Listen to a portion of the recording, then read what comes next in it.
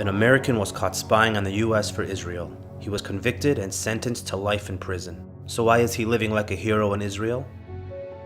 Jonathan Pollard, a former Pentagon intelligence analyst, divulged top-secret US classified documents to the Israeli Mossad. The Mossad is the Israeli espionage unit infamous for committing assassinations and other acts of terror around the globe, and who the FBI have linked to the World Trade Center attacks of 9/11. According to the FBI and the Department of Justice, Israel is the second most aggressive nation running espionage operations in the US and against the US. The CIA director at the time stated, "The Israelis used Pollard to obtain our war plans against the USSR, all of it. The coordinates, the firing locations, the sequences, and Israel sold that information to Moscow for exit visas for Soviet Jews." Pollard was so damaging to US security that the US Defense Secretary told the Israeli ambassador that Pollard should have been executed. He didn't start out to give information to the Israelis.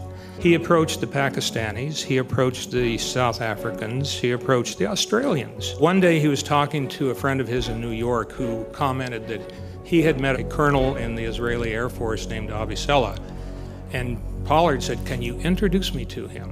The Israelis started tasking him with specific documents they wanted. They had a book that was published by the DIA that was basically a catalog of all the things that were available. And Jonathan Pollard didn't give it to them. They got that from somebody else. By his own admission, he said, "I gave them enough information to occupy a space that would be 6 feet by 6 feet by 10 feet. Despite all of this, many American friends of Israel became shamelessly and increasingly vocal. Very soon, Jonathan will be addressing this audience, but let me inform you, he's not going to do it in New York. He'll address your Israeli dinner. The pro-Israel lobby pressed every president from Reagan to Trump, urging them to free Pollard. Please let Jonathan come home now, here in Israel. Thank you, Mr. President. And of course the Adelsons, the most powerful and influential among them, have called for Pollard's release. Sheldon died earlier this year, but Miriam controls the fortune. The Israeli billionaires have been a major source of funding for the pro-Israel lobby, which includes the Republican Jewish Coalition, an organization the Adelsons fund and sit on the board of. However, the pro-Israel lobby doesn't pick sides when it comes to influencing US politicians.